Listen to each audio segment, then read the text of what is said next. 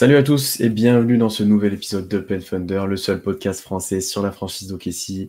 C'est Pierre qui vous parle et je suis très heureux de vous retrouver pour un nouvel épisode après quelques temps de vacances, de basket FIBA et un peu de calme aussi pour nous et pour OKC globalement. Je suis en ligne avec Constant. Comment ça va, Constant? Ça va, bonjour tout le monde. Ouais, ça fait longtemps qu'on ne s'est pas causé, ça Un date un mois, peu. un Ça gros fait mois. même plus d'un mois. Bon, en même temps, l'an dernier, il n'y avait pas eu un mois d'écart parce qu'il y avait eu la blessure de Chet et on avait fait un emergency pod, comme on l'appelle outre-Atlantique. Au moins cette année, on va pas se plaindre de ne pas avoir eu ce problème. Mais il y a eu un peu de basket FIBA. Ouais, il y a eu un joueur canadien qui a fait 2-3 trucs intéressants. Je ne sais pas si vous avez vu. Mais sinon, très heureux de vous retrouver pour ce nouvel épisode et qui signale que la saison NBA n'est pas si loin de reprendre que ça. Un Canadien, un Australien aussi, un Letton. Il y a eu pas mal de joueurs de PC qui se sont blessés. Disons que pour l'Australien, ça s'est arrêté un peu plus tôt que pour le Canadien, quoi. C'est ça. On en reparlera d'ailleurs prochainement de la Coupe du Monde FIBA et de voir comment nos joueurs se sont exprimés là-bas. Mais aujourd'hui, épisode spécial avec un format qu'on apprécie beaucoup avec Constant et qu'on n'a pas fait depuis un petit moment. Faute un petit peu de candidats d'ailleurs à ce format. C'est le spécial joueur. Pendant 1 heure environ, on va vous parler d'un seul joueur, on va décortiquer son jeu, on va le projeter dans le futur. Voilà, on va parler un petit peu de tout. Et l'élu du jour, c'est Jalen Williams, J-Dub, ou Santa Clara Jalen Williams, apparemment, pour certains aussi, de The Oklahoma. On va parler un petit peu du rookie du Thunder, enfin, l'un des rookies, mais celui qu'on a beaucoup plus vu cette année, sans souci, je pense, il n'y avait pas trop de concurrence. Avant de commencer, d'aller dans le cœur du sujet, petite description Wikipédia de Jalen Williams, pour vous rappeler qui c'est. Donc, Alors, son profil adopte un mec. C'est un petit peu ça. Donc J-Dub, né en avril 2001, à retenir, puisqu'il a déjà 22 ans, c'est quelque chose dont on reparlera et dont on avait beaucoup parlé à sa draft notamment. Il a joué en high school dans l'Arizona Perry High School, où il va montrer suffisamment de qualité pour être une recrue 3 étoiles. Pas exceptionnel, mais déjà un tout petit peu coté. Et il jouait pas mal en tant que meneur à l'époque, puisqu'il a grandi assez tardivement. Il faisait 6'3 à l'époque, et là, à combien il est maintenant? Beaucoup plus. 6'6, il est 1,98. donc il est bien plus grand maintenant, mais ce qui pourrait expliquer certaines qualités qu'on va lui louer ensuite. Il choisit pour fac Santa Clara, qui est un programme qui monte de plus en plus ces dernières années. Bon, grâce à lui, grâce à Brandin qui a été drafté l'année dernière. Grâce à Alain Guillot. Ouais, c'est ce que j'allais dire, grâce à Alan aussi, qu'on est obligé de mentionner, bien entendu. Il fait 3 saisons à Santa Clara. Il explose notamment lors de la 3e, mais globalement, il progresse chaque année. Mais effectivement, c'est vraiment lors de la 3e qui va exploser, qui va gagner de la reconnaissance, qui va être dans les mock drafts, etc. Il va d'ailleurs avoir quelques nominations dans les joueurs de conférence, dans le meilleur joueur de mid-major, etc. Et sa cote va encore plus exploser ensuite lors du combine et juste avant la draft, lors des workouts, où il passe de second tour à fin de premier tour à loterie, entre guillemets. Et OKC, qui est fan du profil, avec une petite surprise quand même, le prend en 12 l'année dernière. On était assez surpris, même toi et moi, même si on était content de l'avoir. Et sa carrière NBA commence difficilement, il faut le dire, puisqu'il se blesse sur le premier match avec un sacré coup de coude de Jaden McDaniels qui a essayé d'une dunker dessus. Il est blessé, il loupe 4 matchs, il revient, il est en sortie de banc jusqu'à une blessure de JRE. C'est improbable de dire ça maintenant. Comme quoi, la vie est parfois bien faite. Ouais, c'est ça. Il prend sa place dans le 5, il la lâchera jamais. Il gagne très vite des rookies du mois. Il augmente ses stats de mois par mois. Il a de plus en plus de responsabilités. Il se montre de plus en plus. Il est d'ailleurs nommé au Rising Star Challenge. Et ses stats qui augmentent jusque pendant toute l'année, et ses responsabilités aussi, l'amènent à un mois de mars, on en reparlera peut-être, assez exceptionnel, en 19-6-4. Juste pour situer à peu près le niveau de J-Dub sur ce mois-ci. On n'a pas dit les pourcentages encore en plus. Ouais, et en plus. Et il finira 2e au rookie de l'année assez largement. Voilà un petit peu sur ce qu'on a vu de J-Dub, sur son parcours jusqu'à maintenant. Toi, Constant, après une saison, comment tu te situes par rapport à J-Dub? Bon, qu'est-ce que t'en as pensé? On est forcément satisfait, mais qu'est-ce que tu peux me dire un petit peu? Quand on avait fait le classement à la fin de saison, j'avais mis, je sais plus, 15 ou 16 sur la notation de J-Dub parce que c'est une très bonne saison. C'est des saisons un petit peu de joueurs de plancher, c'est-à-dire que des joueurs qui arrivent un peu plus près en NBA, que ce soit physiquement parce qu'ils ont eu un cursus universitaire un peu plus long. Donc forcément, quand tu arrives dans la grande ligue, tu as peut-être plus de chances de trouver tes marques que des joueurs qui ont 18-19 ans, qui ont fait peut-être qu'une seule année en high school. Après, sur la saison globalement de J-Dub, il a été très bon. Il est monté en puissance tout au long de la saison. Comme tu l'as dit, sur le banc, mais il est resté. Finalement, il n'est pas resté si longtemps que ça sur le banc. Il est très vite passé titulaire. Et même à partir entre le moment où il est passé titulaire et le moment où il finit la saison, il y a une réelle progression. Il y a une implication de plus en plus importante dans le jeu du Thunder. Il y a une progression en attaque et une progression en défense. Enfin, c'est plein de bonnes choses. La vie donc, pour résumer un petit peu mon avis sur la saison de J-Dub, c'est que c'est une saison qui dépasse nos attentes. Même si nos attentes étaient élevées, parce que c'est un joueur qui a montré que c'était pas un joueur de première année. Dans ses mouvements, dans son intelligence de jeu, dans ce qu'il est capable de produire sur le parquet, pour moi, c'est un joueur qui n'est pas un joueur rookie en NBA, c'est un joueur qui a de l'expérience et qui a de la bouteille. Oui, il a été rookie, en gros, 5 matchs. Après, on a dit, bon, c'est bon, en fait, c'est pas un rookie. Arrêtons la blague. Non, pour compléter ce que tu as dit, je pense qu'il nous a quand même surpris, bien qu'on s'attendait à un joueur prêt. Il nous a surpris sur plusieurs points qu'on reviendra ensuite, mais globalement, il était bien meilleur que ce qu'on attendait. Moi, il m'a surpris athlétiquement, il a surpris sur les finitions, il a surpris sur pas mal de choses. Et c'est une vraie satisfaction de l'avoir. Et peut-être que là où il nous a fait encore plus douter, et ça, on en parlera en toute fin d'épisode, c'est qu'on le considérait comme un futur role-player qu'on avait choisi pour équiper autour de Shai et des autres, et que au final, et c'est même d'un avis collectif, parce que il a une sacrée cote maintenant auprès des insiders NBA et des hipsters NBA, si je peux dire, parce que c'est quand même très hipster, Jalen Williams. Il a une sacrée cote, et en fait, tout le monde commence à dire, c'est une pépite, c'est un futur All-Star. Il a tout, il a vu comment il joue, etc., et comment il peut évoluer. Très clairement, ça peut être il est mis sur le même niveau que Josh Giddey pour beaucoup sur la construction du roster, etc. Ce dont on pouvait peut-être un petit peu douter, parce que dans le star talent potentiel, on ne doutait pas qu'il arriverait jusque-là, surtout après une saison. En fait, on a déjà eu des flashs dès le début, des flashs de star où il prenait le jeu à son compte, où il a mis des tirs clutch, où il a mis... Enfin voilà, il a vraiment pesé sur des matchs. Et ça, c'était très intéressant à voir, qu'on a eu sûrement plus qu'un role-player à cette draft-là.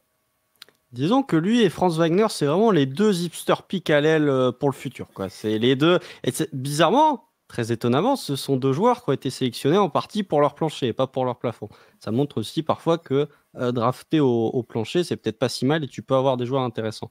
Mais effectivement, il y a une grosse cote de popularité de J-Dub auprès de quasi tous les fans de NBA, que ce soit ceux d'OKC, ceux qui sont un peu plus externes à OKC, même les analystes, que ce soit Sam Vecenie ou Zach Lowe, enfin les très grands, les beatwriters d'à peu près tous les sites sont fans de Jalen Williams.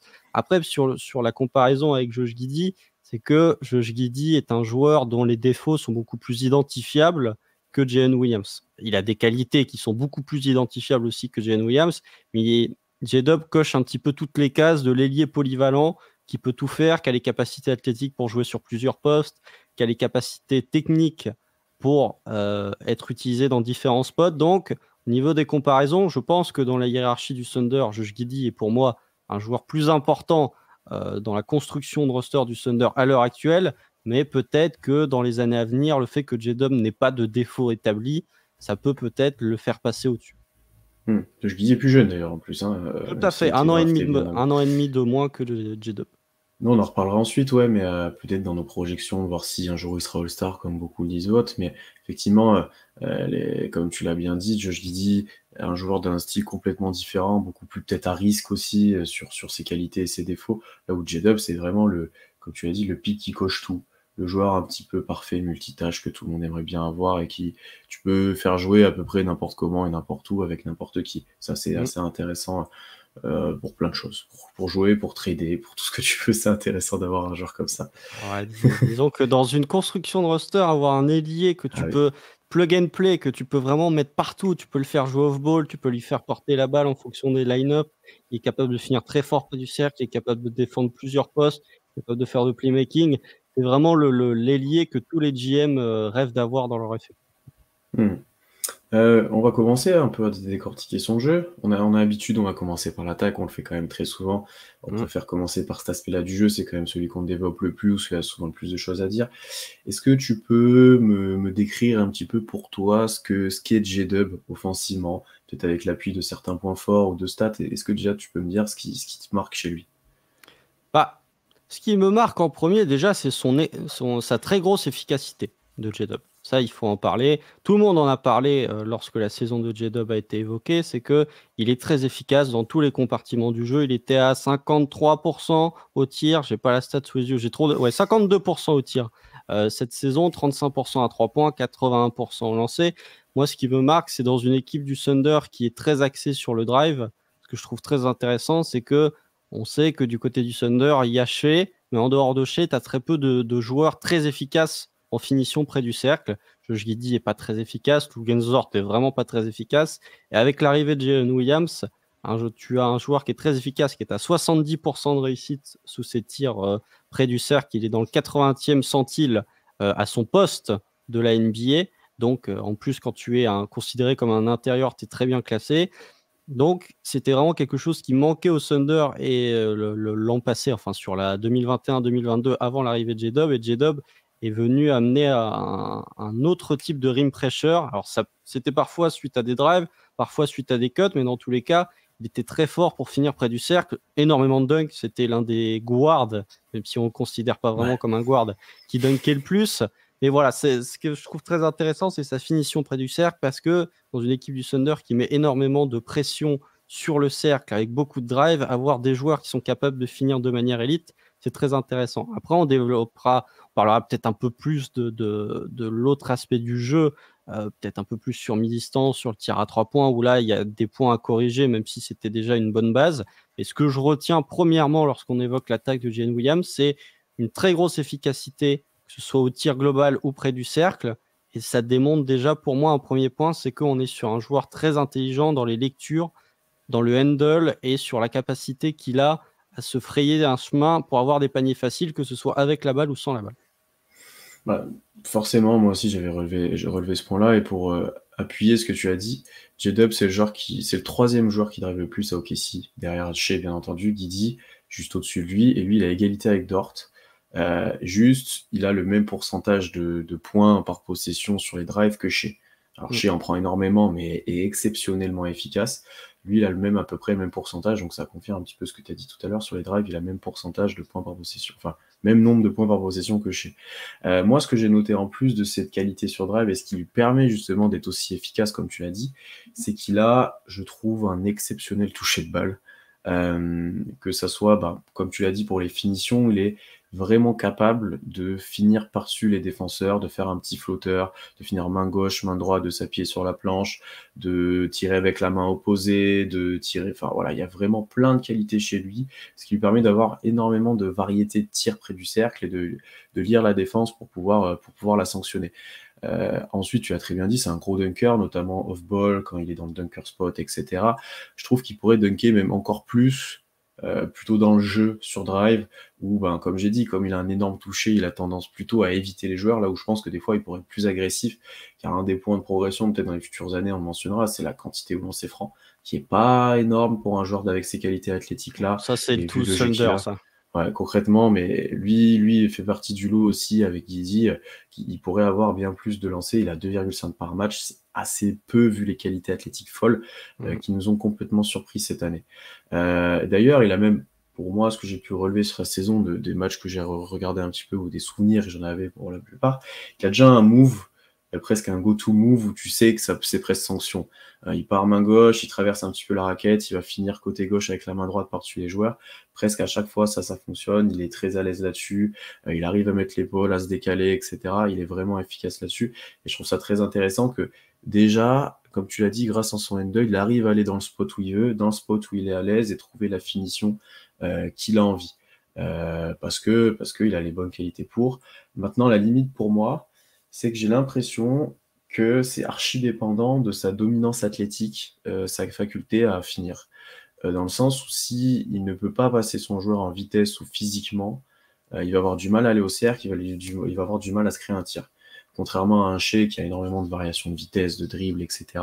J'ai l'impression que J-Dub, il lui manque encore ça. Alors il est jeune, c'est sa première saison, ça va se développer sûrement, mais il lui manque cet aspect de variation sur comment passer mon joueur. Je dis c'est un peu la même chose d'ailleurs, hein. S'il n'arrive pas à passer physiquement, à accélérer, décélérer, etc., t'es vite limité à ça, s'il peut pas passer l'épaule. Mais tu vois, j'ai l'impression qu'il monte un petit peu ça à J-Dub, je sais pas ce que t'en penses. À la différence près que les joueurs qui sont plus athlétiques que J-Dub, il n'y en a pas 150. Oui, alors voilà, C'est la c'est ce que différence j'allais entre dire Josh Giddey aussi. et J-Dub. C'est ce que j'allais dire aussi, c'est que c'est pas forcément problématique. C'est parce que globalement, quand il est défendu par des guards, il peut leur monter dessus, et quand il est défendu par des pseudo-intérieurs, il va plus vite. Ce qui est très positif, et on l'a vu cette saison, ce qui marchait plutôt bien. Voilà, je dois ajouter ça, si tu as bien fait de le dire. Surtout que, on en parlera peut-être un peu plus tard, mais les bench press ont l'air d'avoir été effectués durant l'été. Donc Ouais. peut-être qu'il va s'étoffer un peu plus au niveau de son physique. Ouais, le go to move, c'est vrai qu'il y a celui-là. Moi, vraiment, lorsque j'essaye de me rappeler une action de J-Dub, c'est vraiment, il est dans un corner, il se projette vers le panier, il y a un dunk. Parfois sans le ballon ou parfois avec le ballon, hein, ça peut être un des deux, mais effectivement, disons que quand il est balle en main, il est plus face au panier, et quand il est off-ball, il est souvent dans un corner. Il est très rarement à 45 degrés, c'est plus Lou Dort qui est dans ce domaine-là, d'être à 45, il est plus dans les corners. Je pense tout de suite au match du play-in, bon, qui n'est pas un bon exemple parce qu'il ne fait pas un bon match, mais où il est très souvent laissé ouvert dans le corner. Après, au niveau de sa capacité à finir, ouais, effectivement, je trouve qu'il faut pondérer, bien sûr, avec le fait que c'est un rookie, mais pour moi, il a vraiment cette polyvalence qui fait que oui, tu n'as pas le handle de chez Gilgeous Alexander, mais qui est l'un des meilleurs handles de toute la NBA. Je pense que maintenant, il faut le reconnaître et l'assumer. Mais je ne vois pas de difficulté. Enfin, je ne vois pas ce qui lui poserait problème et ce qui pourrait lui empêcher d'accéder au cercle. Josh Giddey, par exemple, je trouve que son handle, il est un peu limité et que du coup, parfois, à cause de son handle, ça peut le desservir pour finir au cercle. Je trouve que le handle de J-Dub, de par sa formation aussi en tant que meneur, le handle est beaucoup plus solide. Du coup, face à des défenseurs un peu average ou qui ne sont pas des défenseurs élites, je pense qu'il va réussir à trouver une solution pour aller au panier. Ça, c'est un truc qu'il faudra peut-être explorer et exploiter dans les années à venir, même dès l'an prochain, un peu plus de J-Dub balle en main pour voir s'il est réellement capable, sur un échantillon encore plus gros, de vraiment finir près du cercle. Ouais, parce que là, effectivement, l'échantillon n'est pas exceptionnel. 18% d'usage, c'est assez faible. C'est vraiment une quatrième option. Lou Dort avait plus que lui. Là, pour l'instant, il a vraiment évolué comme quatrième option. C'était le quatrième joueur qui prenait plus de tirs au KC. Alors, on n'est pas forcément en accord avec ça, toi et moi, je pense, globalement. C'est quelque chose qui risque d'évoluer. Dès l'année prochaine, il doit passer troisième dans ces aspects-là. Il doit gagner un Voire petit même peu. deuxième, hein. Ça, c'est un débat qu'on Ouais, pourra avoir, mais c'est réfléchir, ouais. Tu vois, j'y ai pensé quand j'écrivais mes notes et tout. Je me suis dit, ah, je suis pas sûr que je vais le mettre toujours pour l'instant. Mais tu vois, en tout cas, même avec l'ajout d'un Micic, d'un Cason, voilà, c'est des joueurs qui peuvent porter la balle. D'avoir J-Dub qui finit beaucoup plus, pour moi, ça peut être intéressant. Et d'ailleurs, il a assez peu d'isolation jouée aussi. Pour voir qu'OKC en joue beaucoup, il en a assez peu de joué et il est plutôt efficace là-dessus sur le peu qu'il en a joué. Mais après, par rapport à ses drives, ce que j'ai ajouté, c'était vraiment chercher la petite bête. C'est pour moi, il s'appuie beaucoup sur ces qualités-là, mais il a raison. Concrètement, quand tu as des qualités comme lui, tu as forcément raison de t'appuyer dessus. J'ajouterais juste en palette offensive, et d'ailleurs c'est la même chose pour Shea, de ne pas oublier sa faculté sur contre-attaque, transition, sur open court à sanctionner. Il est très fort là-dessus, il sait faire à peu près tous les appuis possibles pour passer les défenseurs, Eurostep, etc. Enfin voilà, quand tu le vois arriver balle en main, qu'il y a un 2 contre 1, ou un autre surnom à 3 contre 2, tu sais que normalement c'est 2 points, et ça c'est vraiment important, et c'est vraiment quelque chose qui, OKC recherche aussi, hein. Shea est très fort là-dessus pour jouer un petit peu tout seul ces transitions-là. C'est un joueur comme lui qui l'accompagne, c'est très intéressant.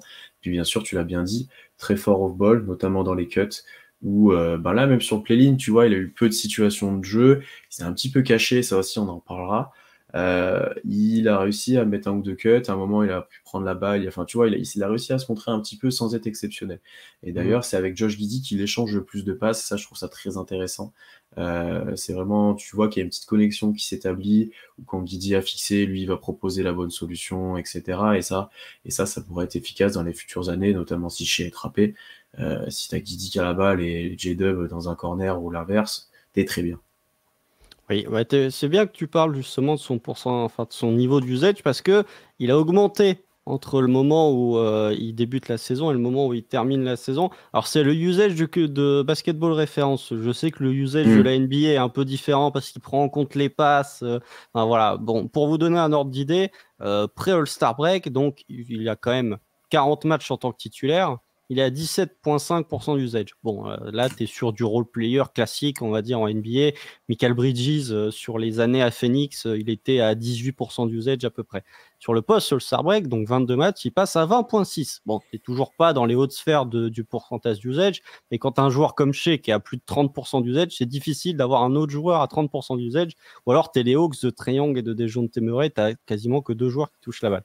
Mais tu commences à arriver sur des utilisations un peu plus importantes. Et ce que je trouve intéressant, c'est que malgré le fait que son usage est relativement augmenté, il ne perd pas en efficacité. Au contraire, il gagne en efficacité par rapport au pré-All-Star Break, où il est à 50,8% prêt, et post-All-Star Break, il passe à 54%. Bon, alors là, c'était n'importe quoi. Mais ce que je trouve intéressant, c'est que même si tu augmentes l'utilisation, il permet de garder cette efficacité. Alors parfois, c'est aussi parce qu'il se cache et qu'il prend des tirs relativement faciles, mais je trouve qu'effectivement, l'utilisation est plus importante, et c'était peut-être la 3e option sur la fin de saison d'OKC. Oui. Je pense que Lou Dort était quand même un peu plus en retrait et que J-Dub était vraiment la 3e option, voire même la seconde parfois. Et sur cette notion de contre-attaque, oui, quand tu as des joueurs de toute façon très intelligents comme Josh Giddey, comme Shea, comme J-Dub, tu auras toujours des bonnes solutions. Il y a rarement des contre-attaques qui sont gâchées du côté du Thunder. Ça finit toujours très bien sur transition. De toute façon, le Thunder en points par possession était l'une des meilleures équipes sur le jeu en transition, aussi parce qu'il y avait beaucoup de pertes de balles et du coup le jeu en transition est plus simple.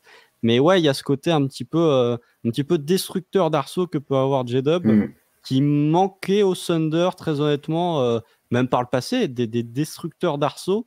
À l'aile, il n'y en a pas eu tant que ça, avec des capacités de handle qui sont celles de J-Dub. Vous avez Paul George, quoi. Mais... ouais, mais là, on parle d'All NBA, top oui, 3 oui. MVP. Donc, après, t'as eu Grant qui mettait beaucoup de dunks, mais qui n'avait pas le handle de J-Dub. Bon, après, forcément, il y avait Amidou Diallo. Pas à l'aile. T'avais Diallo, voilà, qui avait que le dunk. Il n'avait pas le handle, lui. Tu vois, même à Ferguson, pouvait fracasser des cercles, hein, mais il n'avait pas le handle non plus. Non. Donc, c'était des paniers assistés que J-Dub est capable de se créer ce propre tir et de finir à son initiative. D'ailleurs, par rapport à ce que tu as dit en termes d'options, c'est vrai que sur la fin d'année, des fois, c'était vraiment la 2e option. C'était un peu une fois sur 2 Giddey, une fois sur 2 lui qui était lieutenant de Shea, qui était monstrueux tout le temps, concrètement. C'était vraiment ça. Maintenant, et on a commencé à le mentionner, effectivement, il y a des périodes où moi, je trouve, et on en avait parlé, qui se cachent. Et c'était l'exemple quand Shea ne jouait pas, par exemple, quand il avait loupé quelques matchs, où on disait, c'est Lou Dort qui prend plein de tirs, et moi, j'ai souvent dit, oui, mais au moins, lui, il les prend. Enfin, parce que là, il y a notamment Giddey, ça allait mieux, mais un J-Dub que je trouvais un peu absent, en fait. Typiquement, tu dois step up quand Shea n'est pas là. Si un jour, tu as des minutes avec le banc, tu auras presque toujours Shea ou Giddey, mais si jamais tu n'as aucun des deux, il faut que tu step up, il faut que tu prennes le jeu à ton compte. Et ça, il l'a fait quelques fois. Mais il y a trop de fois où, pour moi, il pouvait dominer son match-up, son défenseur, il pouvait le driver à chaque fois, il pouvait prendre le jeu à son compte, il en est capable, et il l'a pas fait.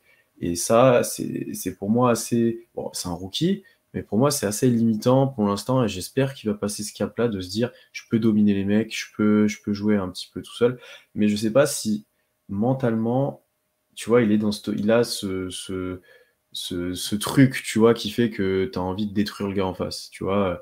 Là où Giddey, j'ai l'impression qu'il l'a. Mais tu vois, quand t'écoutes J-Dub parler, d'ailleurs, si vous regardez sa chaîne YouTube, c'est assez intéressant. Tu vois, il dit, moi, j'ai pas d'objectif, tu vois, je me mets pas d'objectif, il dit, je me mets déjà assez la pression de manière générale, et du coup, je me mets pas d'objectif pour pas me mettre encore plus de pression. Enfin, tu vois, il se dit pas dans sa tête, je veux être All-Star, je veux être le meilleur joueur de la planète, je veux être... Bon, c'est un peu... C'est pas Shea dans les déclats. Mais oui, voilà, c'est exactement ça. C'est pas le mal alpha du truc, si tu veux. Il est très bien, il est super fort, mais j'ai pas ce sentiment de mal alpha. Et ça se ressent parfois où sur le terrain, c'est pas le tueur que t'aimerais qu'il soit. Après, je suis peut-être très dur avec lui et j'essaie de trouver les petits défauts. Mais pour moi, ça peut être une barrière un jour à ce qu'il soit complètement dominant, ou peut-être qu'un jour il soit All-Star d'ailleurs, hein, parce que t'as pas ce facteur. Certains l'ont et ils devraient pas l'avoir. Certains l'ont pas, mais voilà, globalement, je sais pas, pour l'instant, on l'a pas vraiment vu. Tu vois, un Giddey, tu as réagi quand je l'ai dit, mais quand tu vois les matchs qu'il fait dans les matchs d'élimination, dans le play-in, sa réaction quand il prend un coup là contre les Pelicans, quand il veut défoncer le gars, c'est Josh Richardson, je crois, qui lui met un coup. Oui. Enfin, tu vois, c'est une attitude, tu dis, il est quand même un peu plus vénère quand même.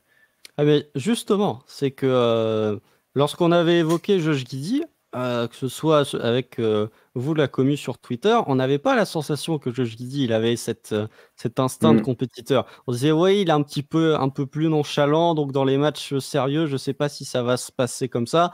Bon, on a vu le play-in, on a vu la Coupe du Monde. Globalement, Josh Giddey, quand il y a des matchs importants, tu sens qu'il a globalement envie de les gagner. Il a posé un 30-19 sur play-in, ouais, concrètement. 30-19 sur play-in, et même sur la Coupe du Monde, je vous laisse revoir le match contre la Slovénie. S'il y a bien un Australien qui n'a rien à se reprocher, c'est Josh Giddey. Mais effectivement, J-Dub, c'est difficile en fait, parce que Josh Giddey, là où j'ai tiqué un petit peu, c'est que les matchs où Shea était absent, notamment les matchs où Shea était blessé, Josh Giddey n'était pas non plus le plus entreprenant au niveau du jeu du Thunder. Après, sur play-in, effectivement, le match contre les Pélicans, J-Dub ne met pas grand-chose dedans, donc c'est très difficile pour lui. Après, quand tu as Dort qui met tout dedans, quand tu as Josh Giddey qui met dedans, il fallait forcément qu'il y en ait un qui passe un petit peu à travers, parce que sinon, le score était bien plus en faveur du Thunder. Mais ouais, il y a peut-être ce côté-là, mais je me dis quand même, quand tu as un joueur qui est fan de Kobe, s'il a le numéro 8, cherchez pas pourquoi, qui est un ultra fan de Kobe, j'aime pas ces trucs de Mamba Mentality, mais pour moi, je pense que J-Dub est un compétiteur, et de par les actions qu'il fait sur le parquet, je pense que c'est ce truc de se cacher, c'est peut-être en partie dû à la première saison, et qu'au fur et à mesure des années, il va prendre de la confiance. Parce que quand tu le vois sur le parquet, c'est un trash talker. En tout cas, c'est un joueur qui est expressif sur le panier, sur le parquet. Tu le vois sur ses dunks. J'ai notamment le souvenir d'un match contre les Hawks au Paycom Center où il pique 2 fois de suite la balle dans les mains de Trae. Ça commence à venir trash talker un petit peu. Donc, peut-être il y a ce côté un petit peu retenu qu'il pouvait avoir parce que c'est son rookie. Mais moi, j'ai pas trop de doute sur le fait que dans les moments où ça comptera vraiment, il est capable, parce qu'il a déjà été capable de prendre ses responsabilités. Il y a un match contre les Spurs où, après c'était les Spurs l'an dernier, mais où dans le 4e quart, je me souviens qu'il met des gros tirs. Il y a le game winner contre les Pistons, où Josh Giddey envoie une bricasse et où il met le putback pour faire remporter le Thunder. Donc voilà, il y a des matchs où il était un peu en retrait, mais c'est difficile de demander à un joueur rookie, tout aussi bon soit-il, d'être ton leader bis à côté de ton joueur au NBA tous les soirs. Non, bien sûr. Là, c'est peut-être plus quelque chose que j'ai observé, comme tu l'as dit, dans son évolution, voir si il commence à prendre en confiance, à prendre en responsabilité. Après, il y a un monde aussi où je me dis que il est peut-être plus discret des fois, mais parce qu'il considère que c'est mieux pour l'équipe, que c'est ce qu'il faut faire, que c'est plus intelligent aussi. Ça, par contre, c'est très probable aussi dans comment il a l'air de réfléchir et de comment il joue. Je pense que c'est un joueur très intelligent, où il se dit, comme tu l'as dit, il y a un Giddey qui est peut-être meilleur que moi à balle en main, je vais lui laisser la balle, ou il y a un Dort qui est en feu, je vais lui laisser la balle. Il y a moyen que ça soit ça. Après, c'est peut-être pas forcément toujours justifié, on aimerait que ça se passe pas comme ça. Mais ouais, c'est quelque chose que je vais regarder sur les futures années pour arriver à vraiment le projeter et à voir jusqu'où il peut aller. Parce que une saison rookie comme ça, en vrai, s'il n'est pas dans une équipe déjà un petit peu formée avec d'autres joueurs comme Shea ou Giddey, les gens le projettent en superstar, enfin le projettent en franchise player, je pense. Tu mets aux Spurs l'année dernière, il fait la même saison, ils le projettent en franchise player, à part qu'à Victor qui arrive, mais voilà. Je sais pas si c'est en franchise player, mais en tout cas en te disant oui, celui-là il a du potentiel et on est très curieux de voir son développement. S'il était, je sais pas, dans une équipe, s'il était aux Wizards par exemple, si J-Dub il fait sa saison rookie et là il se retrouve aux Wizards, je pense qu'il se retrouve avec 25-26% usage. Il y a Jordan Poole et ensuite tu donnes les ballons dans les mains de Jalen Williams. T'essayes d'enlever le ballon des mains de Jordan Poole et de Kyle Kuzma pour le donner à Jalen Williams. Mais ouais, au niveau de son développement, disons qu'il est quand même tombé dans le bon environnement. Ça aussi, c'est un truc qu'il faut dire, c'est que au niveau de son développement, il aura peut-être un développement moindre que s'il avait été dans d'autres franchises, parce qu'il aura moins la balle, mais en termes d'efficacité, si tu l'avais mis aux Spurs l'an dernier, je suis pas sûr qu'il aurait été aussi efficace que ce qu'il a été au Thunder cette saison, l'an dernier, parce qu'il va falloir commencer à tirer un trait sur la saison 2022-2023, mais il avait vraiment un All-NBA avec Shea, il avait un playmaker très fort avec Josh Giddey, donc effectivement, ce côté efficient peut aussi s'expliquer par le fait qu'il est tombé dans une équipe qui était déjà établie, qui avait déjà un joueur de très haut niveau, à la différence d'un Paolo Banchero, par exemple. En termes de guard play, il n'y avait personne. Donc effectivement, tu en as un qui est plus efficace que l'autre, mais tu en as un qui a dû faire des choses beaucoup plus difficilement, beaucoup plus difficilement que l'autre aussi. Non, ouais, c'est sûr, c'est difficilement comparable. C'est, je pense d'ailleurs pour ça que Banchero a un peu le titre de rookie de l'année, hein, parce que concrètement, lui a dû un petit peu porter l'équipe, et même s'il y a des bons joueurs à côté de lui, c'était lui qui avait beaucoup la balle en main, il n'avait pas du tout la même situation, effectivement. Avant de parler plus de son tir et de son distance, moi je voulais juste ajouter aussi par rapport à son rôle en attaque, et c'est quelque chose qu'on a très peu vu, et qui m'a marqué pendant le play-in, parce que pendant le play-in, ça a joué pas mal small ball, notamment contre les Pélicans, avec un 5 où c'était Wiggins qui remplaçait Jalen Williams, concrètement. J'aurais aimé voir un peu plus J-Dub en poseur d'écran, surtout si, comme on l'a dit, il allait à la salle, etc., avec les qualités athlétiques qu'il a et la qualité de finition au cercle qu'il a.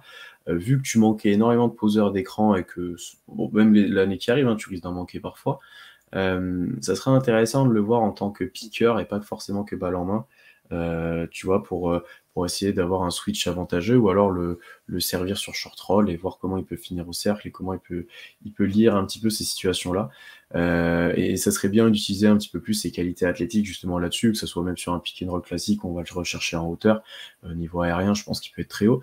J'ai souvenir d'une situation, mais je sais pas si c'est un mauvais souvenir ou si ça existe vraiment, où on l'avait recherché sur un alley-oop, une situation exprès avec un écran où il était parti de super loin. Mais si quelqu'un la retrouve ou quelqu'un s'en souvient. Mais j'avais souvenir qu'on avait essayé de faire ça une fois avec un écran d'emporteur très haut et une course au cercle pour lui. Mais je suis incapable de dire si c'était vraiment pour lui. Je sais qu'on l'avait déjà fait pour Treman aussi. Si vous avez le souvenir d'une action sur les Ouais, 84 matchs du Thunder mais l'an celle-là dernier, m'avait marqué. n'hésitez pas. Celle-là m'avait marqué en fait. Et je me suis dit, putain, ça, Ah, si on commence à faire des trucs comme ça peut être très drôle. Mais, ça me dit rien, ça. Ça me mais dit tu vois, rien. je sais même plus si c'était pour lui ou pas. Mais voilà, si jamais quelqu'un a un souvenir là. Et je me dis, voilà, on pourrait l'utiliser de façon un peu plus verticale au cercle, tu vois, Mhm. et pas Mhm. balle en main.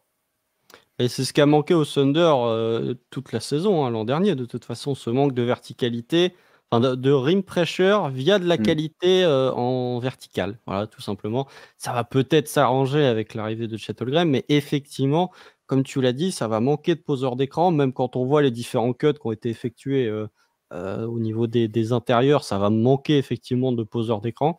Donc oui, on va voir si comment il va être utilisé déjà? C'est une bonne question. Ça, c'est sans trop empiéter sur la preview, mais quel rôle aura-t-il à côté d'un joueur comme Chet? Est-ce que tu vas l'utiliser un peu comme un screener, effectivement? Comment tu vas le mettre au poste 4? Enfin voilà, il y a plein de questions à se poser qu'on essaiera peut-être de répondre plus tard, mais c'est peut-être un point, oui, effectivement, où Mark Daigneault peut exploiter les qualités athlétiques, que ce soit de J-Dub ou de Dort, hein, d'avoir 2 joueurs très mm, athlétiques qui sont capables de poser des écrans. Parce qu'effectivement, ça manquait les joueurs du Thunder l'an dernier manquaient de séparation avec le défenseur parce que les écrans étaient pas forcément leur donnaient pas cet avantage que peuvent avoir d'autres joueurs avec un pivot qui est capable de poser de très bons écrans. Donc ouais, peut-être exploiter ce domaine-là, mais dans ce cas-là, tu le considères plus comme un jeu, pas vraiment d'intérieur, mais plus comme une utilisation vraiment de poste 4 assez établi que vraiment comme un ailier ou que mm. comme un guard que tu as décalé à l'aile parce qu'il est très long et qu'il est assez grand pour jouer à ce poste-là. À voir. Mais pas sous-estimer effectivement ces poseurs d'écran, hein, parce qu'on se plaint souvent que les Warriors, par exemple, ça fait des écrans mobiles, mais vu les décalages créés, ils peuvent que en profiter. On a même dit, enfin, plusieurs fois que Adams avait pas mal survécu grâce à Westbrook, mais Westbrook a parfaitement exploité les écrans plasma, je peux dire, Ah bah, que Steven Adams. Enfin enfin, voilà. il y a un moment, il faut aussi rendre à César ce qui est à César. Quand on voit les saisons de Russell Westbrook et les saisons de Ja Morant, les Ouais. séparations qu'ils ont pour finir près du panier, c'est peut-être aussi parce qu'il y a Steven Adams qui pose des écrans. Ah ouais, des sacrés écrans. Donc non, effectivement, c'est vraiment quelque chose qui manque à OKC. Et lui aurait ce potentiel-là. Alors, il y a cette fameuse prise de poids, autant en parler maintenant, quand on parle un petit peu de son utilisation de poste 4. Bah, dans la même vidéo de YouTube que j'ai citée tout à l'heure, il dit, en fait, c'est juste que je me suis mis à la salle et qu'il n'avait pas fait forcément énormément depuis le début de sa carrière. Et qu'en fait, il a mangé beaucoup, qu'il a pris un peu de créatine, et puis voilà, quoi. Et donc, en fait, Ouais, juste de la créatine, ouais, hein, si c'est que de franchement. la créatine, ça va, mais bon. Mais Ouais, juste de la globalement, créatine. après, globalement, s'il a jamais pris de poids, il a jamais vraiment poussé, c'est pas si surprenant que ça. Après, je sais pas combien il a pris, parce que les photos, c'est toujours assez trompeur, surtout les Mhm. étés. On voit arriver les joueurs, ils ont remaigri avant de l'arrivée de saison parce qu'ils sont beaucoup plus préparés physiquement, ils sont moins en On prise de verra la masse, etc. pré-saison. De toute façon, il Ouais. y aura les mesures et le poids. Donc, Sachant que je pense aussi, pendant la saison, j'ai tendance à dire que les joueurs maigrissent, vu l'enchaînement des matchs, j'aurais plus tendance à dire ça. Mais voilà, effectivement, il s'est un peu plus épaissi que par rapport à avant, et on pourra voir comment ça impacte offensivement son jeu. J'espère qu'il sera pas plus lent, j'espère qu'il sera juste plus costaud pour finir encore mieux près du cercle, pour poser des écrans, etc. Et on verra comment ça impacte défensivement. Ensuite, on en reparlera. Du coup, juste pour finir, on va parler un peu de son tir, c'est ce qu'on n'en a pas trop parlé offensivement. Tu m'as dit que c'était pas le meilleur point, qu'il y avait des points d'amélioration. Est-ce que tu peux détailler un petit peu? Bah oui, parce que la problématique de J-Dub, c'est qu'il y a deux problématiques. C'est que la saison au tir, elle est irrégulière, au tir extérieur, hein, j'entends, hein. Parce que si on reprend encore une fois cette notion de pré et de post-All-Star Game, avant le break, il est à 32,4 à 3 points, donc c'est pas bon. Après le All-Star Break, il est à 43% de moyenne à 3 points. Donc là, c'est quand même très solide. Sur le mois de mars, il y a 15 matchs, hein. Il est à 46% à 3 points. Donc, ça montre qu'on est sur un joueur qui prend très feu à 3 points. D'ailleurs, c'est assez rare pour être noté. On est sur un joueur qui n'est pas très efficace dans les corners, mais qui est meilleur que la moyenne NBA sur les 3 points qui ne sont pas dans le corner. Ça, c'est un point dans lequel tu peux t'améliorer déjà. C'est que progresser sur les 3 points dans le corner, qui sont les 3 points, entre guillemets, les plus faciles, surtout à l'angle 0, c'est déjà un point d'amélioration. Mais là où... Ou alors tu inverses juste son utilisation avec Lou Dort, tu vois. Tu laisses les corners à Lou Dort et C'est tu vrai fais que tirer Lou Dort, Charles. dès qu'il est à 45 degrés, c'est très compliqué. Et c'est mieux dans le corner. C'est mieux dans le corner. Mais il faudrait que je vérifie ça pour voir si c'est une tendance qui se dégage. Mais des joueurs qui sont meilleurs sur les tirs à 3 points qui ne sont pas dans le corner que les tirs à 3 points dans le corner, il ne doit pas y en avoir tant que ça, je pense. Mais la vraie problématique, c'est que les 3 points de J-Dub, ils sont assez peu contestés et que ce sont des 3 points que la défense lui laisse globalement. C'est qu'il est sur le post-All-Star Break, c'est un shooter à 43%, mais il n'avait pas la gravité, il n'avait pas l'impact sur les défenses d'un joueur à 43% à 3 points. C'est ça la problématique. Il n'y a quasiment pas de pull-up, hein. À 3 points, on est à 0,4 tirs tentés par match. Même globalement, il tente 2 tirs en pull-up par match, donc c'est assez peu. Au catch and shoot, il est à 36%, il a 2 tentatives. Donc voilà, on est sur un joueur, déjà l'échantillon n'est pas très grand, puisqu'il prend moins de 3 tirs à 3 points par match. Et globalement, sur ces tirs à 3 points, il y a sur les 2,7 3 points qu'il tente, il y en a 2,1 qui sont considérés comme les 3 points grand ouverts. Donc, quasi l'intégralité de ces tirs à 3 points sont pris grand ouvert.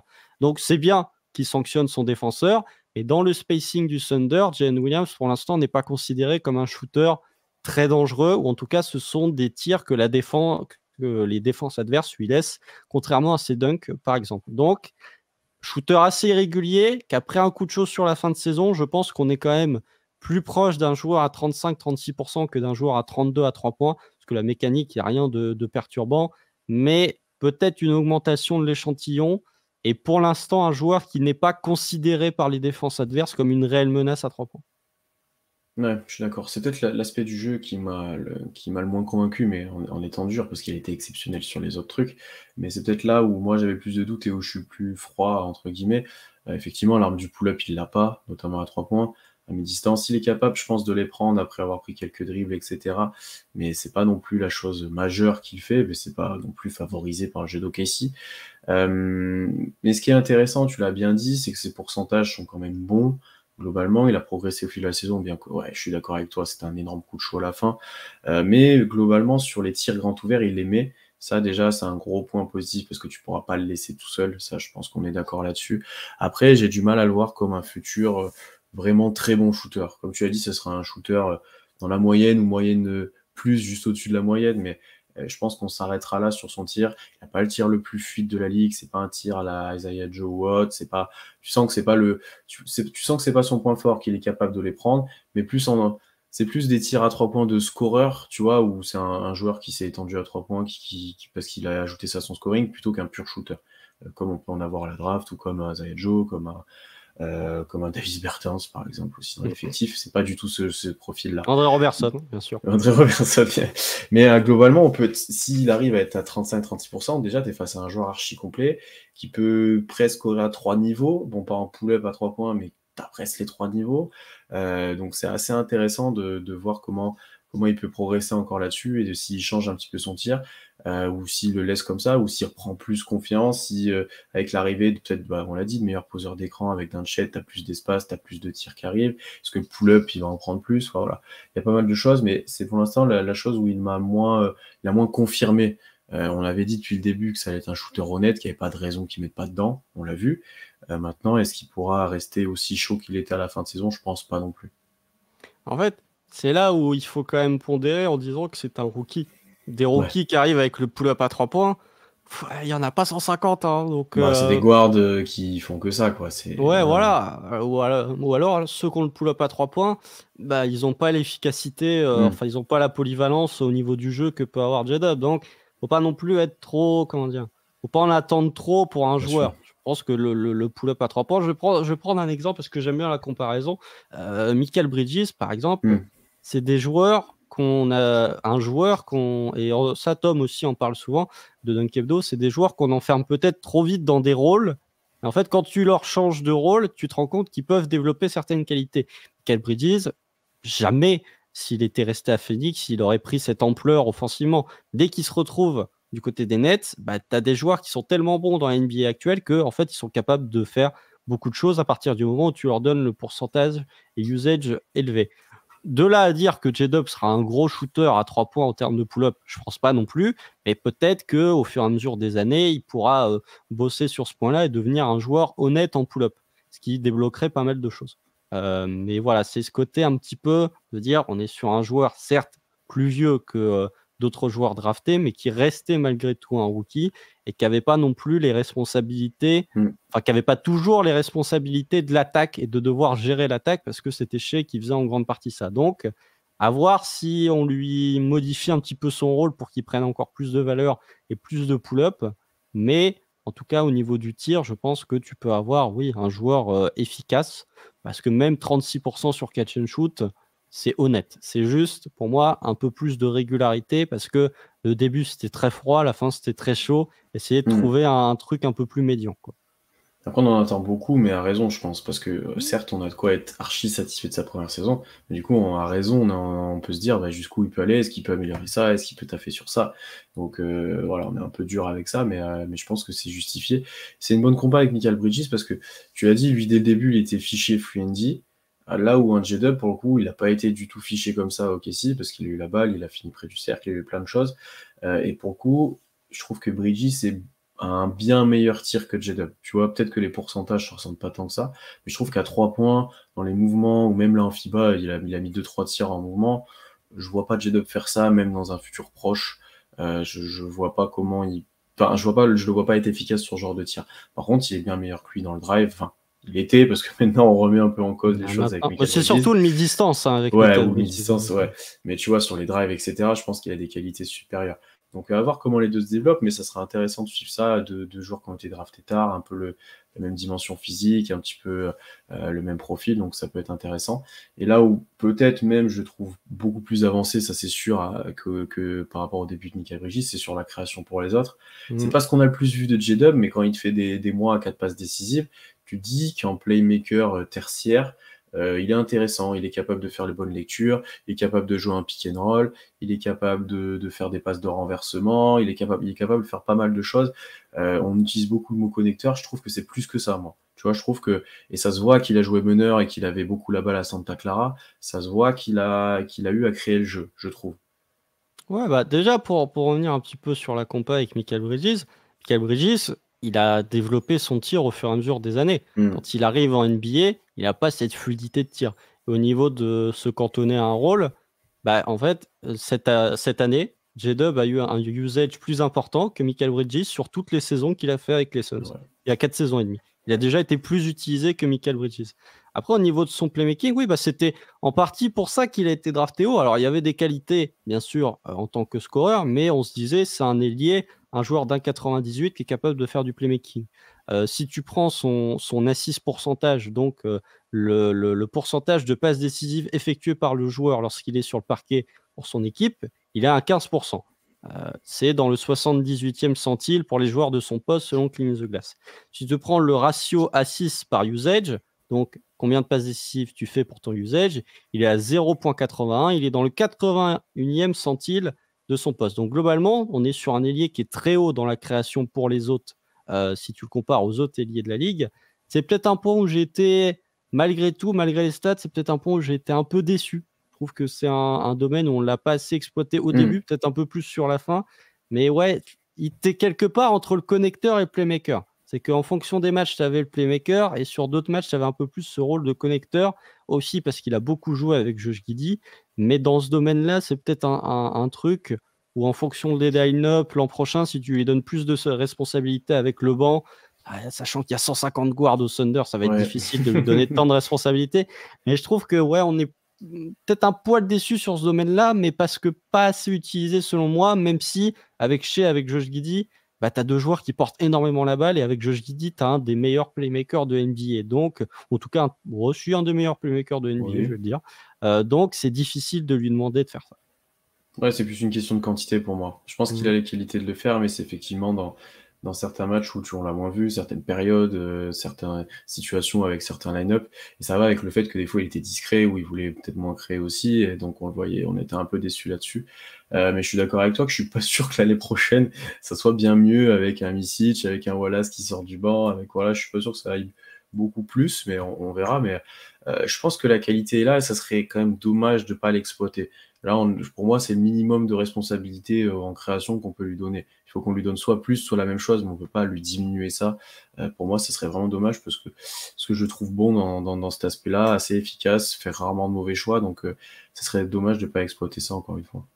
Bah après, très honnêtement, je préfère le playmaking de J-Dub que le playmaking de Cason Wallace. Hein. C'est très personnel, Je pense mais aussi. Je je pense préfère, aussi sur.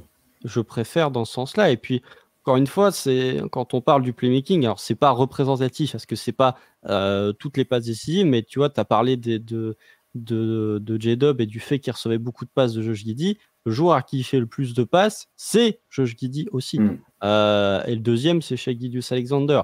Troisième, Lugensort. Quatrième, Isaiah Joe. Alors, je sais qu'il n'y avait pas d'intérieur au Thunder.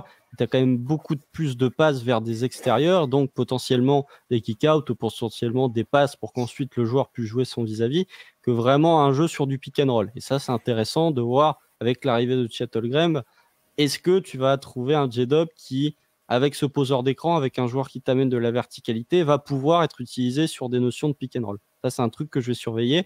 Et du coup, ça pourrait peut-être déclencher un peu plus son playmaking à ce niveau-là.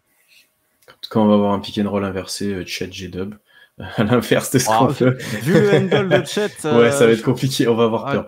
Non, ouais. Je pense pas qu'on le verra. Non, mais oui, ce sera intéressant de voir comment Chet en fait va s'insérer dans. Ça va être une autre grande question de l'été, mais comment on va utiliser Chet, comment chaque joueur un peu du quatuor va réussir à jouer avec lui, comment ça va s'intégrer. Ça va être très intéressant, notamment pour J-Dub qui sera son compère sur le front de court normalement. Ou alors il nous fait Jalen Williams, Chet Holmgren comme ça a été fait en Summer League dans le 5 majeur. Ouais. Et il a dit Dort il sort du banc, le Canada, je vais le laisser sur le banc. Ouais, ça marchait bien là avec le Canada en sortie de banc là, je vais le laisser là. Parlons défensivement maintenant. Et je vais juste commencer parce que je sais qu'on en a pas mal débattu en interne et je trouvais un moment J-Dub un petit peu surcoté défensivement. Parce qu'on nous le vendait, que certains commençaient de le vendre un peu comme un gros défenseur. Voilà. Donc j'ai regardé un petit peu, je me suis renseigné. Alors, effectivement, je voulais mettre la limite dans cet aspect presque où certains le vendaient pas en élite, mais très bon défenseur. Pour moi, pour l'instant, c'est juste un bon défenseur.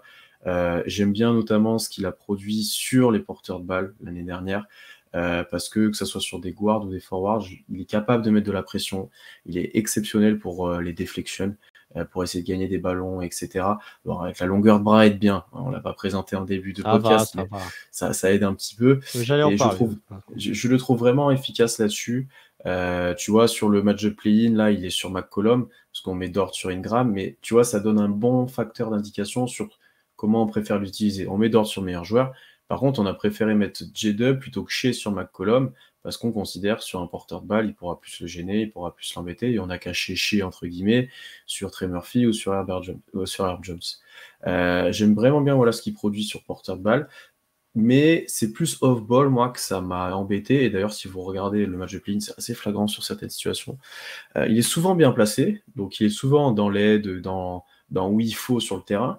Par contre, j'ai l'impression qu'il a un petit temps de décalage sur pas mal de réactions où en fait, au mieux de pouvoir contester le tir sous le cercle parce que tu es en aide, et il arrive une seconde trop tard et il y a dunk. Tu vois, il y a pas mal de situations comme ça où off-ball, en fait, il est là, mais il n'a pas cette réactivité à réagir au bon moment et être là pile dans le bon timing pour pouvoir mettre des contres, par exemple. Parce que là, en tant que, tu vois, second protecteur de cercle, j'ai oublié le mot, un roamer, voilà, c'est ce que Romer, je ouais. cherchais, ou à l'aide à l'opposé. Donc, pour moi, J-Dub, il aurait dû mettre pas mal de contres, avec ses qualités athlétiques, avec ses bras, etc. Et est-ce que tu as un souvenir, toi, de J-Dub qui a mis un énorme contre parce qu'il était bien rentré en aide et qu'il a empêché le drive? J'en ai presque pas, ouais, pas du tout. Et pour moi, c'est le petit défaut actuellement de son jeu, alors qu'il pourrait être vraiment très fort pour moi sur cet aspect-là. Et ensuite, c'est pas un immense rebondeur aussi pour moi.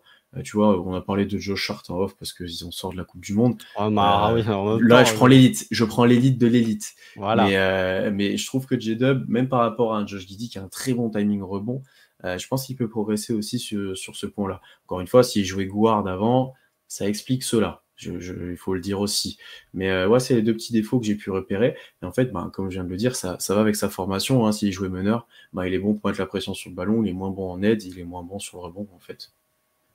Ah, tu as dit beaucoup de choses. Il y a Mm. plusieurs trucs. Déjà, à revenir sur le côté un petit peu off-ball, je trouve que le Thunder est tellement agressif sur le porteur que si le joueur fait le bon décalage ou le bon mouvement off-ball, bah, tu es tellement agressif que tu vas avoir un petit temps de retard. Du coup, Mm. ça peut leur permettre de finir près du panier. Après, au niveau du fait qu'il n'était pas dans ce rôle de roamer, c'était aussi parce que tu avais un joueur comme Shea qui était excellent sur les contres.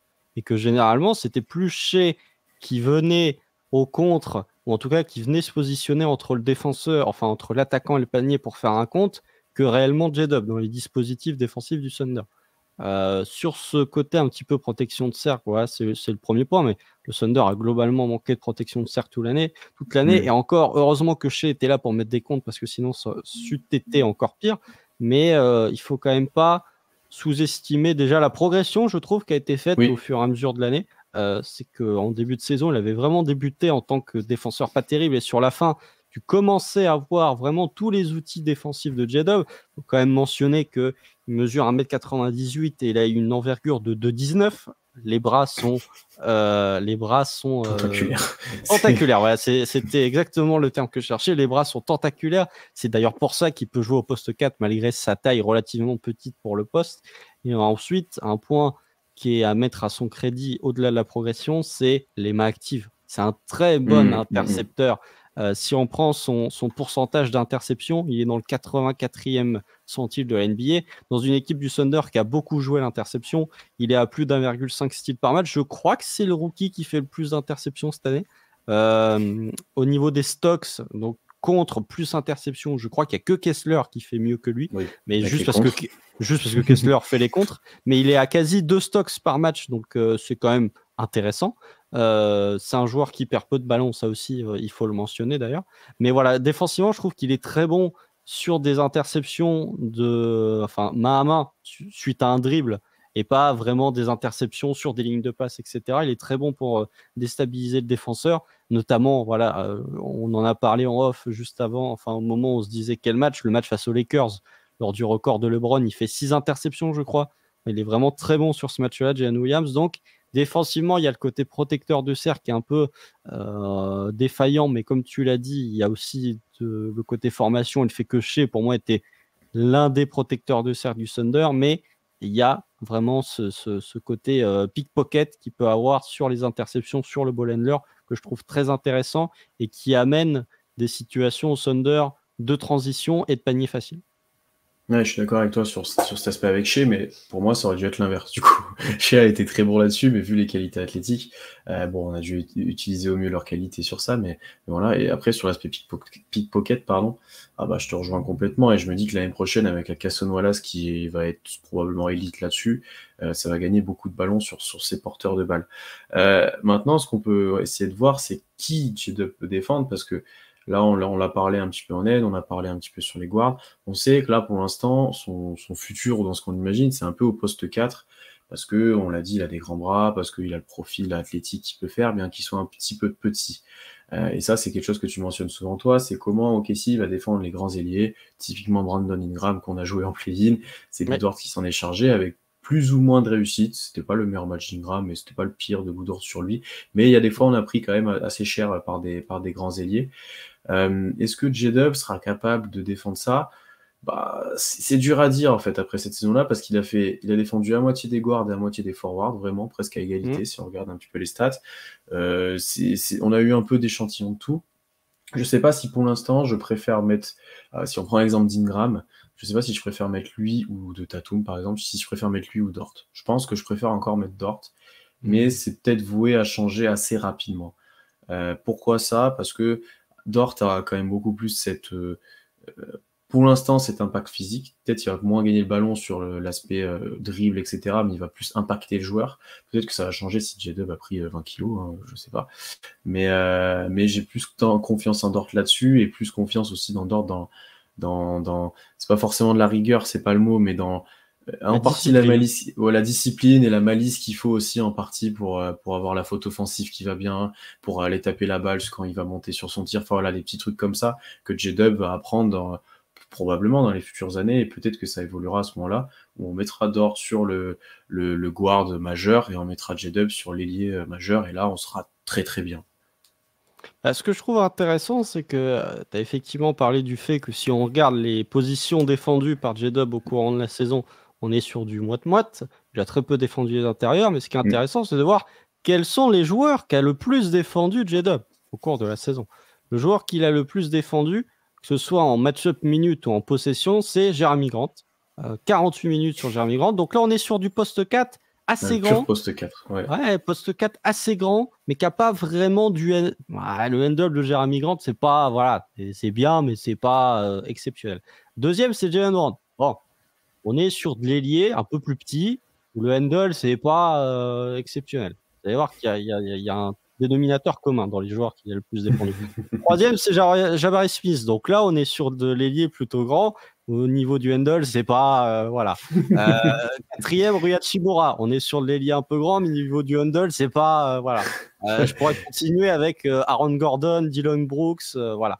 Donc, il défend beaucoup d'ailiers, plutôt des joueurs plus grands que sa taille, hein, parce que Jeremy Grant, Jabari Smith, Rui Hachimura, Aaron Gordon, bien sûr, c'est des joueurs qui sont plus grands que lui, qui n'ont pas forcément le même coffre physique que J-Dub, d'ailleurs, mais qui sont des joueurs qui sont moins bons balle en main, aussi parce que Lou Dort défendait systématiquement le meilleur attaquant adverse, ça il faut quand même le noter. On le sous-estime souvent lorsqu'on évoque les performances défensives de Lou Dort. Lui et Jaden McDaniel, c'est vraiment les deux qui, à chaque match, peu importe le poste, c'est eux qui défendent le meilleur attaquant. Ouais. Mais voilà, il y a cet aspect-là. Et sur le fait, est-ce que si tu as un joueur grand, est-ce que tu préfères Ingram ou est-ce que tu préfères Dort ou J-Dub? Moi, je continue de garder Dort et je suis sceptique au niveau de la date, de savoir quand est-ce que ça va changer. Je pense que je vais garder Dort pendant un sacré paquet de temps, ou alors il faut vraiment que J-Dub prenne un autre niveau défensif. Et si on maintient la comparaison, défensivement, Mikal Bridges était un bien meilleur joueur que J-Dub à son arrivée en NBA. Là, il est très fort, même si il a fait un petit tour de corrida auprès de Shai Gilgeous-Alexander au moment où on enregistre. Mais je trouve que défensivement, il est quand même un peu en dessous. Et c'est peut-être, au-delà du playmaking, c'est peut-être défensivement où on en a le plus parlé en disant « Ah, c'était peut-être pas si bien que ce qu'on avait escompté. » Alors en attaque, il était bien meilleur, mais défensivement, il aurait pu faire mieux. Mais au niveau de ses match-ups défensifs, tu te rends compte qu'il défend beaucoup d'ailiers et qu'on n'a peut-être pas le handle suffisant pour pouvoir le mettre en difficulté. Comme ça, il peut piquer des ballons plus facilement, en plus. Comme ça, c'est bien. Ça sera à voir, encore une fois, l'année prochaine, si les postes 4, dans le cas où tu as un grand poste 5 qui joue posté, ça sera Chet, mais tu vois, un joueur un peu dans l'entre-deux, très physique. Est-ce qu'on laisse un Chet qui va le défendre poste bas? Est-ce qu'on va changer pour que J-Dub le pousse un peu, etc. Je sais pas trop comment Aaron Gordon, l'utiliser. C'est un bon Aaron exemple. Gordon, tu me dis, ouais, Aaron Gordon. Tu vois, est-ce qu'on met Chet? Après, t'as Jokic. Donc, tu vois, bon. Ouais, tu vois, non, mais. Tu mets personne, ça sert à rien. Oui, non, là, non, mais tu vois, c'est ça qui est un peu dérangeant, tu vois. Donc, c'est pour ça que je cherchais un autre exemple. Mais tu vois, à voir encore une fois comment on l'utilise défensivement. Honnêtement, la venue de Chet change, on disait tous les épisodes, mais va changer beaucoup de choses. Et même dans les adaptations et tout. Mais ouais, je suis d'accord avec toi quand même sur certains points où, effectivement, défensivement, c'est peut-être pas là où on a été le plus satisfait. On est dur, on est face à un joueur qui est déjà un défenseur moyen ou au-delà de la moyenne, c'est sûr, mais je pense qu'il a le potentiel pour faire mieux et peut-être qu'on attendait peut-être un petit peu mieux. D'ailleurs, est-ce que tu aurais signé, d'ailleurs, juste peut-être sur ça, pour un J-Dub moins bon offensivement, ou peut-être moins de quantité, mais bien meilleur défensivement? Non, parce que si vous écoutez le DH20, vous saurez que je valorise les profils offensifs que défensifs. Donc, et vu les difficultés du Thunder, je pense que si tu as un J-Dub moins bon offensivement, le Thunder termine pas à la place à laquelle elle a terminé l'an dernier. Et le changement de niveau du Thunder, c'est d'une part parce que Shai était très bon, mais parce que l'attaque de manière générale était bien meilleure.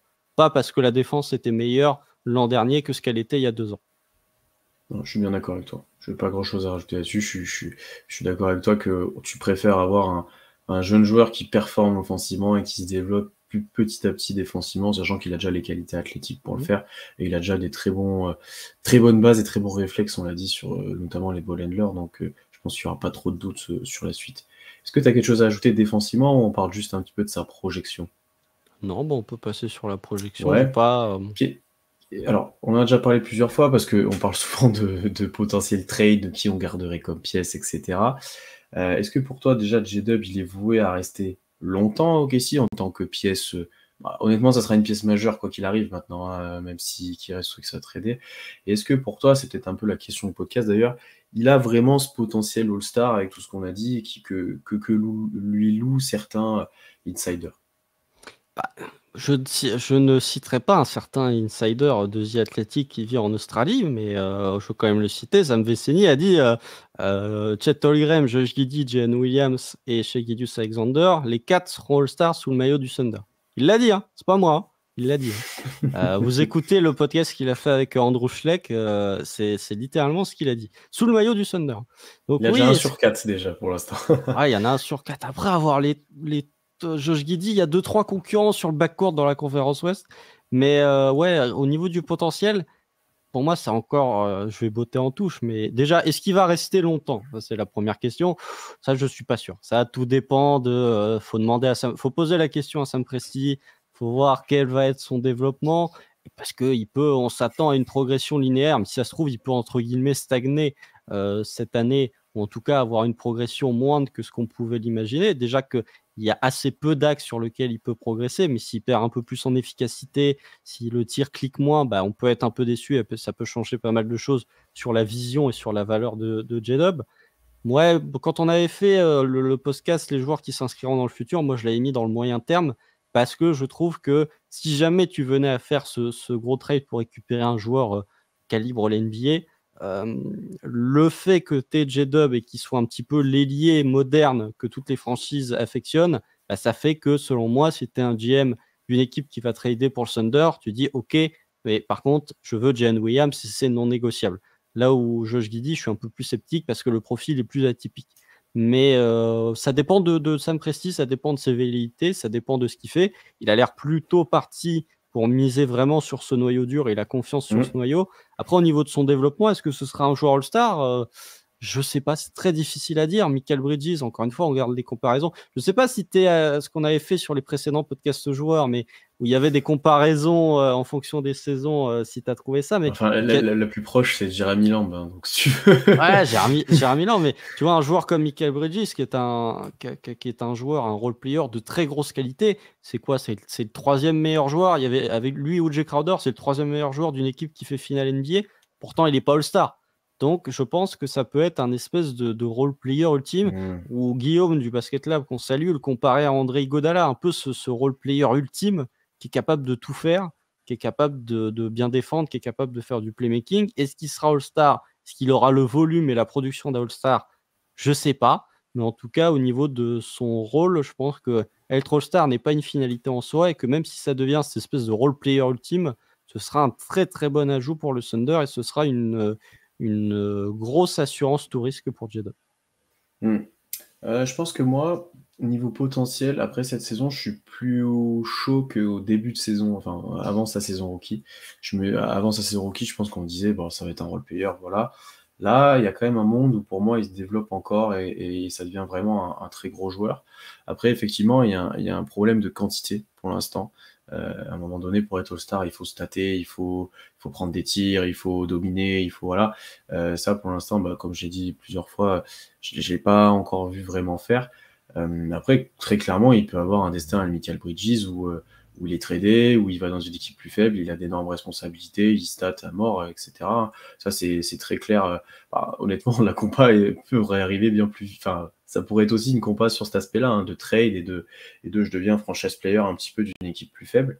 Après, pour moi, il y a aussi un monde, soit ça devient un role player vraiment ultime, là, comme tu l'as dit, soit où ça devient un top player qui éclot un peu tardivement à la Jimmy Butler, Kawhi. Bon, tardivement, c'est pas vraiment le cas de Kawhi, mais ou un Paul George, tu Même vois. Butler, Je sais pas, alors, il a pris quelques saisons quand même. C'était pas énormément coté à la saison rookie, Butler. Tu vois ce que je veux dire? Ouais, mais c'est surtout l'impact défensif. C'est que Butler, Ah oui, quand il joue, c'est que l'éclosion offensive de Butler arrivait plus tard, mais bien après. défensivement, c'était Ouais. déjà très très fort.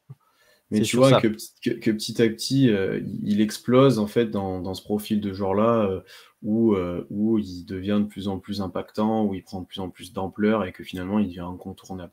Tu vois, alors je pense pas qu'il atteindra le niveau de ces joueurs-là, enfin, ou je nous le souhaite en tout cas, parce que si on Sinon, a un ouais, joueur ça de va ce être pas niveau-là, mal. Ça va être pas ouais, mal. mais tu vois, et pour moi, c'est pas exclu que, et ça me choquerait pas que certaines personnes nous disent dans les commentaires, oh, n'hésitez pas à me dire, pour moi, ça peut être un All-Star plusieurs années d'affilée, en puissance, etc. Ça me choquerait pas. Après, maintenant, pour moi, il a plus de chances d'éclore comme ça, autre part qu'à OKC. Dans le sens où il y a Jaché, où il y a Guidi, où il y a Chet, etc. Donc, sauf si d'autres joueurs partent. Typiquement, tu le trades pour un All-NBA, ben voilà, il peut exploser parce qu'il aura plein de ballons et autres. Donc, je sais pas comment dire. Est-ce que la prédiction de Sam Vecini s'avérera vraie? Je sais pas. Je sais pas. Alors, on nous le Après, souhaite, mais bon, on après. nous le souhaite. Après, si je devais vraiment parier, je te dirais qu'il sera border All-Star pendant très longtemps. Et peut-être qu'une fois, il aura une sélection, mais je suis pas forcément sûr que ça sera OKC. Est-ce que j'ai un autre exemple de joueur un peu comme ça Tu vois, un joueur leader en soi, il est border All-Star, il devrait être toutes les saisons, mais combien il a de sélections, il n'en a pas tant que ça. 2 ou 3, je crois, parce qu'il y a les années Ah, quand même. il y a les années à Philly, il me semble.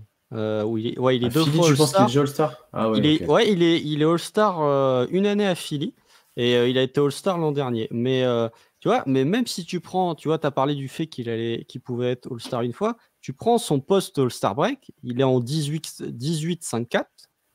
Alors, en fait, si tu es dans une équipe première de conf, tu mets un petit peu plus de points, t'es C'est pas si vrai. loin que ça d'être All-Star, hein, pour un petit peu équilibrer les comptes, tu vois. Bah ouais. Si jamais, je dis pas que ça va arriver, mais on prend un exemple. Après la concurrence dans la conférence Ouest, au niveau des ailiers, avec la retraite de LeBron, avec KD, ça va peut-être un petit peu se Ouais, calmer au ouais, mais niveau tu vois, des tu ailiers. parlais de Josh Giddey, est-ce que tu le comptes en guard ou tu le comptes en ailier? Tu le comptes en quoi? Ah ouais, il va être content en guard, hein.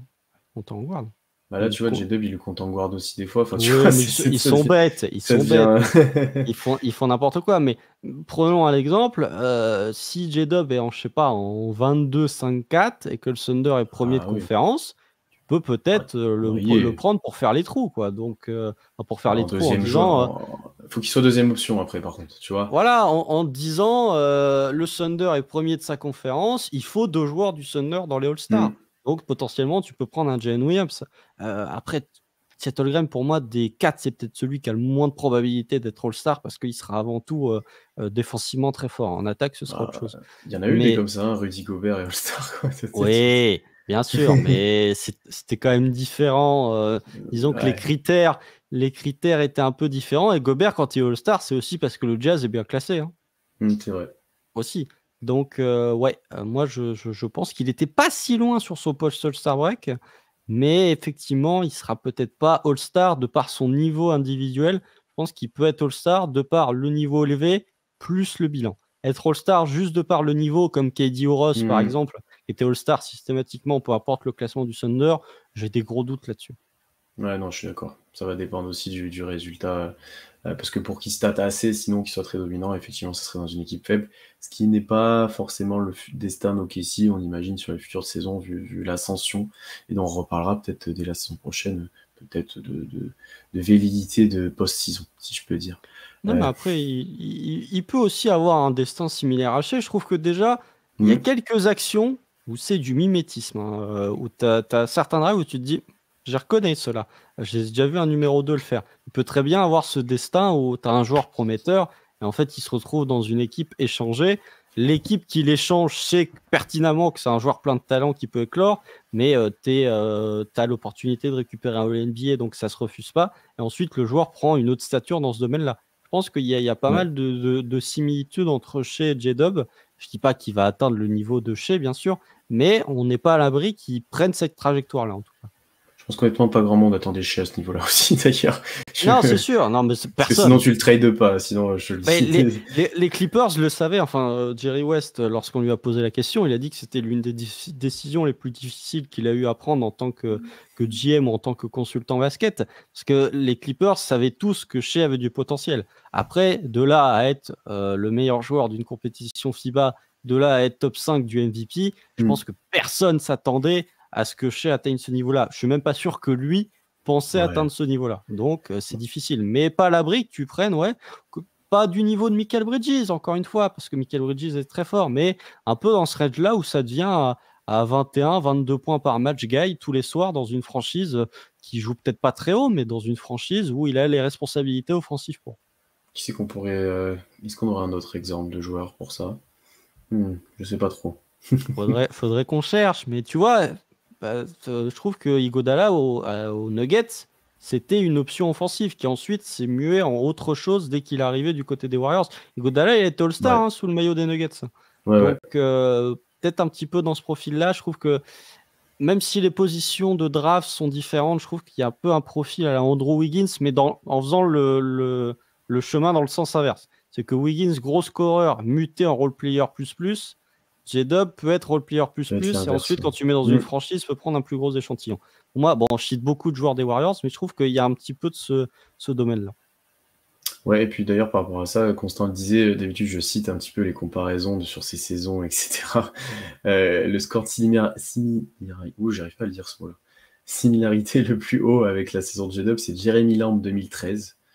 Ok, ici en plus. Ouais, Devin Vassell 2021. Patrick McCaw, Paul George 2011, bon, ça en prend. Shannon Brown, Jerome Robinson, Zach LaVine, KCP. Ouais. Donc, je sais pas. Alors après, voilà, il faut vraiment voir sur quoi ils se projettent, mais bon, ça marche pas de ouf ces trucs. C'est pour ça que je les utilise de moins en moins. Là, j'ai regardé, j'ai fait ouais, non, ça me donne même pas trop d'idées de joueurs à comparer. Donc, mais voilà, globalement, pour ça. On va arrêter là. On a été assez complet sur J-Dub. On a hâte de le revoir jouer, mais en tout cas, merci à tous ceux qui ont écouté jusqu'ici. J'espère que cet épisode vous a plu. N'hésitez pas à réagir à tout ce qu'on a pu dire, à donner votre avis sur J-Dub, sur la saison, sur ce qui va devenir en commentaire ou partout, sur Twitter, YouTube, toutes les plateformes d'écoute, etc. Suivez-nous partout. On va commencer de se remettre au boulot. La saison arrive bientôt. On va essayer d'être un peu plus régulier. Ça y est. Donc on va se tourner vers la prochaine saison. Il y aura pas mal de choses à dire, notamment en preview. On vous le dit souvent, on dira ça plus tard, etc. Ce moment-là va arriver, vous inquiétez pas. Il y aura un petit bonbon avant, un petit cadeau, on va dire. On essaiera de faire un nouveau format. Et puis, d'ici là, profitez de vos nuits, reposez-vous bien pour l'instant. Et puis, on se retrouve très vite. Salut à tous. Salut!